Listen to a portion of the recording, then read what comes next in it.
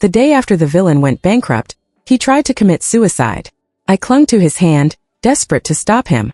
Honey, I just bought a bag. It's on a 5-year loan. Who'll pay it off if you're gone? The live comments exploded. So the greatest punishment for the villain isn't death. It's having a wife like this. LMAO, he's bankrupt. How's he gonna repay loans? Dying's too easy for him. At least make him suffer everything the leads did before he dies. Why isn't the villain dead yet? Why won't he die? If he hadn't forced the hero abroad, the heroine wouldn't have spent 5 years washing dishes in a restaurant with her baby. I tore my gaze from the comments and pouted at Song Yen. She turned slowly, voice disbelieving. Before I went bankrupt, didn't I transfer 10 million for your living expenses? I blinked innocently. Oh, that money? I bought a vase. Perhaps from the wind her voice trembled. A vase? It's from the Qianlong era. You're not mad, are you? I squeezed her hand timidly. Song Yen stared at the sky, speechless. The rooftop wind gusted, her white shirt fluttering like a flag, making her look fragile. Tucking hair behind my ear, I batted my lashes. Come down, hubby. It's your birthday, I got you a gift. After a pause. Clues. Uniform, animal yellow. Song Yen looked startled. This was my first gift for her. Glancing at the cars below, she finally stepped back from the edge. The gift on the table was large, elegantly wrapped. Her hand shook as she untied the ribbon, eyes fixed. Layers of wrapping revealed a kangaroo-themed food delivery uniform. Helmet, yellow vest, and a folded box. She lifted the helmet, half laughing, and turned back to the rooftop steps, decisive. Watching her tall, backlit figure, I stamped my foot. Song Yen. She slammed the helmet on her head, voice muffled. My phone's still up there. Song Yen adapted well to delivering food, cooking for me even on busy days. No one would guess this helmeted, hurrying man had rung the Nasdaq bell 2 weeks ago. She peeled off her helmet, tied on an apron, and cooked in the tiny kitchen while I lounged on the sofa, eating grapes. Without AC, she soon sweated through her shirt, stripping down to a pink floral apron. Her broad back, muscles glistening with sweat, narrow waist cinched by the apron. I crushed a grape in my hand, juice spurting. She rushed over, kneeling to wipe my fingers with a towel. You don't have to stay. I'll repay the debt. Don't waste your youth on me. Her voice strained, Adam's apple bobbing. I sniffled. I didn't dislike you when you were broke, and now you're kicking me out? Before she could reply, I rambled. You think I spend too much? When you kept me, you said you'd support me forever. Now you're dumping me for a virtuous wife. You heartless bastard. She clamped a hand over my mouth, lashes fluttering. You deserve better. This tiny apartment, my cooking, even the grapes are stale. Normally, a kept woman would leave when her sugar daddy falls, especially since she'd left me a fortune. But the day I came home 10 minutes late, she was on that rooftop. I can't leave. I won't. I pinned her to the sofa, tracing her blushing cheek. You promised to support me forever, Song Yen. You're stuck with me. More comments flooded in. This girl's living the dream. Let me replace her for 2 episodes. How is the villain hot even as a delivery guy? Not fair. Focus, sis. The villain and his spoiled wife will get what's coming. Ignoring his rivalry with the hero. He's tall, handsome, and doting. Thinking about the hero's baby suffering abroad makes me so angry. When will the villain die? Pretending not to see, I tilted her chin and kissed her, watching her flush from head to toe. Between breaths, she wiped her lips, voice shaky. Food's ready. Let's eat. Being cold-hearted to outsiders but a pure-hearted puppy to his wife. What a perfect character. Actually, there's a strange chemistry between the villain and the little troublemaker. Let me take a bite too, let me join in. Don't let looks overshadow morality earlier, dear sisters. The villain is doomed to meet a plot-driven demise. Those sweets you're enjoying now will turn into bitter pills later. Long ago, I noticed strange subtitles floating in the sky, dismissing them as pranks at first. But when real-life events repeatedly validated their accuracy, I had to believe. Through snippets of conversation, I pieced together that Song Yen was the villain, destined for failure. He was the male lead's punching bag in the early acts and a stepping stone later. After seeing the subtitles, I tried to alter the plot, but Song Yen still went bankrupt. No matter, I had a new plan. While Song Yen worked dawn to dusk delivering food, I lounged at home, savoring the small cake he just brought. Suddenly, subtitles popped up. The male lead knows the villain is delivering food now and specifically patronizes him, ordering him to deliver the engagement cake. The villain is about to be humiliated by the male lead. How satisfying. The protagonist group is ready to entertain the villain. I felt a sudden pang of pity for him. His first thought on landing a big order was to buy me a cake, unaware it was a trap. I sensed danger, grabbed my new bag and rushed to Haishi's grandest hotel. At the entrance hung the engagement welcome sign for male lead Song Liang Yen. and female lead Zhu Qingqing. Before I could enter, a flash of bright yellow caught my eye. Song Yan, broad-shouldered and long-legged, looked strikingly handsome even in a delivery uniform. He pushed a meter-tall cake, only to be blocked by a group of young men led by Song Liangyan. The latter sized up Song Yan with disdain, as if aiming to break his proud spine. "Brother, when you forced me to flee abroad, I said karma would turn. Look at how you've fallen like a dog," Song Liangyan sneered, triggering laughter from onlookers. As his friends, they'd harbored grudges during Song Yan's rivalry with Song Liangyan, and now came to kick him while he was down. To escalate the mockery, Zhou Ming, a friend, chimed in. "Liang heard something funny?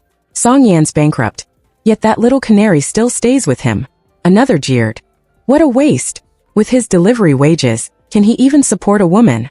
Laughter intensified. Seeing Song Yan's silence, Zhou Ming provoked. "I'll give you 1 million. Send that canary to my place. If she pleases me, I'll..." Song Yan's scarlet eyes shot up, punching Zhou Ming to the ground. "How dare you!" Hotel security pinned Song Yan down as Zhou Ming, clutching his bruised face, kicked him in the chest. "In your state, who can you protect?" Song Yan gritted his teeth, glaring. "Come at me instead." Song Liangyan signaled Zhou Ming, who aimed his phone at Song Yan. "Kneel and bark like a dog, and I'll spare your canary." Using a woman to threaten the villain. How despicable. He's the enemy. Show no mercy. It's just barking. He won't lose a limb. Pity for the villain grew in the subtitles. Same here. Why pity a villain? What about the male lead's sufferings? The comments erupted into arguments. I sighed in relief seeing many sympathetic comments for Song Yan. As he was about to kneel, I charged forward, wielding my 500,000 yuan bag to strike Zhou Ming and Song Liangyan. "Kneel your father. Kneel your grandfather. You think you can threaten me? What can you do to me, Song Liangyan? Let's see who's threatening whom." I wasn't worried about revenge. They lacked protagonist plot armor, and the protagonist couldn't break the law. Glaring at their unharmed faces in my bag's creases, I regretted not hiding a brick inside. Zhou Ming winced in pain, threatening. "How dare you hit me?" Song Yan shielded me, kicking back, but outnumbered, he was at a disadvantage.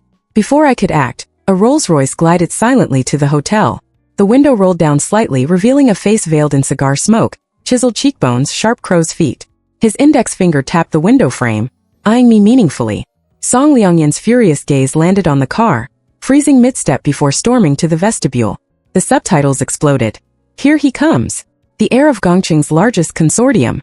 So handsome. The Gangsheng tycoon personally came to invest in the male lead. He's about to soar. Did you notice the tycoon's eyes on the little troublemaker? Strange. Could she be his runaway wife?" My heart raced. Lu Yanqing. I grabbed Song Yan and fled. He turned, locking eyes with Lu Yanqing. Back home, Song Yan asked nothing, pressing a gentle kiss to my hair. Too anxious to notice his unease, I sent him off to deliver food, then collapsed on the bed. Hearing rustling at the door, I found uninvited guests in the living room. Lu Yanqing's lock-picking bodyguard. Lu Yanqing, in a tailored suit, scanned the faded curtains and shabby sofa before fixing on me. "You live like this? Abandoning luxury to dig wild vegetables on the mainland?" I mumbled. "I'm not digging. Song Yan supports me with deliveries. He even won Order King last week." Lu Yanqing rolled his eyes. "He's bankrupt, but you're not. Mom and Dad send you millions monthly. You refuse to spend a dime. Is our money be very hot? Must you leech off him? Grow up. They sent me to drag you back." Glancing at the sparse subtitles, many less hostile to Song Yan, but not enough, I said firmly. "Brother, I can't go back yet. Not now." "When then?" he snapped. "Don't worry about my timing." Subtitles flooded with questions. "Brother? The male lead's backer is the villain's wife's brother? But she's surnamed Jiang. Are they blood related? Plot twist. The little troublemaker has a hidden identity." Lu Yanqing laughed bitterly. "Fine, don't care. Zhang Li, knock her out and take her. To protect my family from the plot." I'd avoided home since seeing the subtitles. A simple investment didn't require Lu Yanqing's presence. He'd come to Heisher determined to retrieve me. Drowsy in the car, I heard whispers. "No way, they just missed each other." The villain never guessed the little troublemaker was in that Rolls-Royce. The villain died in a car crash? Their ending is tragic. Plot death strikes eventually. No escape for villains. In novels, speeding trucks always appear in the city. Is our city the only one without truck bans? So tragic. He was thrown meters away, eyes still gazing homeward.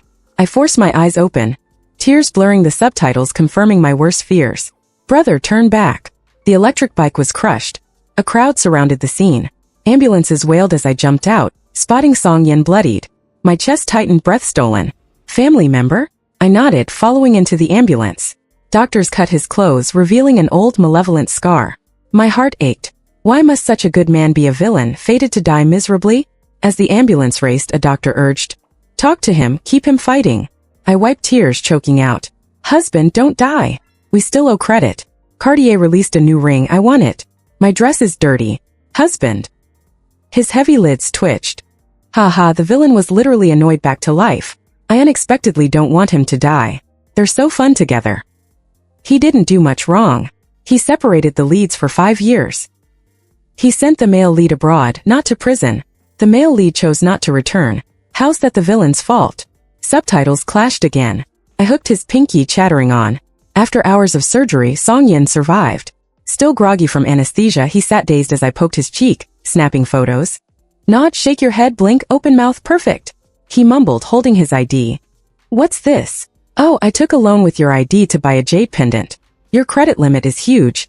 500,000. He blinked. Ah. I counted on my fingers. Just work hard delivering. Repay it in 10 years tops. He nodded. Okay, I will. Look up, look down, here's 5 million. The villain is clearly the little troublemaker's toy. Did I miss a plot? The female lead is at the hospital alone. Where's the male lead? I've been focused on the villain and troublemaker. What happened to her? I smirked at the subtitles. Admit it, you're all obsessed with me. The jade pendant, a lazy kitten carved from top-grade ice jade. Its ear tips and cheeks accented with vivid green, radiated unique charm. Holding it up, I beamed. Husband, isn't it cute? Only 500,000. The door slammed open. Furious Song Liangyan grabbed Song Yan's collar. Where is she? Subtitles revealed. On the engagement day, the male lead secretary, the vicious second female lead, faked a pregnancy. Recalling a blurry night during a business trip, Song Liangyan believed her, taking her in and reassigning Zhu Qingqing's servants. Zhu Qingqing collapsed from anger, discovering her own 2-month pregnancy. Vowing to abort the child and sever ties, she hadn't told Song Liangyan, who suspected Song Yin of kidnapping her out of revenge. What a cliché. The leads are so tedious compared to the troublemaker. The male lead lacks brains, the female lead won't communicate. What about their genius 5-year-old baby? I'm getting angrier the more I watch this. Readers, please note, our mammary glands matter too. Furious, I sweat away Song Liangyan's filthy hand and enunciate slowly. I suggest you run to the Oboan operating room downstairs right now. There's still time. As he turns, Song Liangyan's eyes fix on the kitten pendant in my hand. He squints, stepping closer. How much did you pay for that? I'll double it. Song Yin shields me, eyelids lifting slightly as he spits out. Not for sale. Song Liangyan sneers, why not? You're bankrupt, stop pretending. Deliveries are so tough. I'm doing you a favor. My dear brother, Song Yin replies calmly. She likes it. Now get lost. Song Liangyan forgets Zhu Qingqing, refusing to leave the ward until he says, the Lu Consortium heir sister wants this pendant. I'm trying to curry favor. This Omping jade isn't worth that price. Think carefully. Peeking from behind Song Yin, I ask sweetly, you mean Lu Yenxing, the Lu heir? When he nods, I bite back a laugh. Since you're family with my husband, how about 5 million? Song Liangyan recoils at my audacity, but swallows his curse, calculating the Lu Consortium's worth. He nods. So cringy, this male lead is embarrassing. Help, my second-hand embarrassment is killing me. I can't imagine his face if he knew the troublemaker is the tycoon's sister. Smart move scamming the male lead, the pendant and money stay with us. Oh no, is the female lead already in surgery? The leads are definitely doomed. Oddly, the villain has more charisma than the male lead. Why defend the villain? Would you want to be sent to a foreign country for 5 years? He just sent the male lead to study abroad. The male lead stayed away for 5 years because of failing research courses. I'd go. Who wouldn't want to study abroad? I just can't afford it. 10 years in Germany, applause. Everyone has their constraints. Song Yin and Song Liangyan are half-brothers. Song Yan's mother built Song Corp, which was transferred to their father after her death with a promise to inherit it to Song Yin. Their father remarried had Song Liangyan, who resents lacking inheritance. But is fairness dividing shares when that would betray Song Yan's mother? Song Yan was kind enough to only send 18-year-old Song Liangyan to study in the UK after his betrayal. Maybe the male lead hated the food, or found his ex Zhu Qingqing raised their child alone for 5 years, but blaming Song Yan is unjust. Why must the villain face death for this? As I emerge from memory, I notice Song Yan's drooping lashes. He's lost weight in the hospital, collarbones sharp beneath his skin. When he looks up, I catch a flicker of sadness in his eyes. Xiaoyang, I feel like something's pushing me toward death. Especially when I saw Song Liangyan. I have nothing now, just dragging you down. I'm sorry, leave me. I finish the last scrape, stand and walk out. Fine. His stunned expression is the last thing I see. Are they breaking up? No. My new OTP can't end. She actually left? I misjudged her. First they feed us sugar, now glass shards? Was she just using the villain? Wait, is she crying? In a quiet corner I slide down the wall, covering my red eyes. Angry and hurt, he underestimates my love. Our first meeting was a cliché rescue. 12-year-old me kidnapped by my father's bankrupt enemy, 17-year-old Song Yen charging into the rain to save me, earning that scar on his shoulder. After he returned to Haishur and I was confined by bodyguards, I waited until university to reunite. That chance encounter at the gala? The girl he wrapped in his coat had planned it for years. I returned to the ward with grapes. Song Yen quickly wipes his eyes, stammering. Why did you forget your coat? I press his wrist down, leaning close. What are you mumbling about, hubby? Kiss me. Downstairs, the female lead miscarries, and the male lead thinks the baby was another man's. Chaos. She refuses to explain. Just use your words. Meanwhile, the villain and troublemaker are here being adorable. Who even are the leads anymore? This OTP is chef's kiss. Author, can we have a novel called My CEO Husband Delivers Takeout? Me too. Me too. As the comments grow, I feel a warm glow. Protagonist halo activated. If villains are doomed, we'll be the leads instead. Yes. My OTP can be happy. Does the new male lead still need to deliver takeout? Haha. Thank you. I whisper to the comments. Silence. Then cautious replies. Can she see us? No way. I blink. Maybe I'll pretend not to. With the halo, Song Yen recovers in weeks. At our dusty rental, he finds my yen 10 million vase labeled Made in Iwu. It's from the Qianlong era. Iwu branch, I lie. He laughs and I blush at the comment storm. I give him a card for his startup. Deliveries are too risky. With his experience, he repays debts in 3 months. That night, tipsy from wine, I answer Lu Yenqing's call. Mom and Dad took the jade kitten. Bring your husband home for New Year to get it. Okay. I've wanted to introduce him. But how do I confess my identity after hiding it for years? Oh no. The husband's on the rooftop. Panicked, I race up. Don't die. We still owe money. He turns amused, poking my cheek. How much more do you owe? Yacht maintenance, private jet fees, my Maldivian tiger shark. He drapes his coat over me. Fine. But I was just helping a bird with tangled string. I glare at the comments. They set this up. You knew about the comments? He nods. I blow a kiss, triggering a heart emoji storm. Under the moon, I offer my hand. Come home with me this year. I have so many secrets to share. As I tiptoe to kiss him, the wind rustles the trees and I finally catch my moon. Then,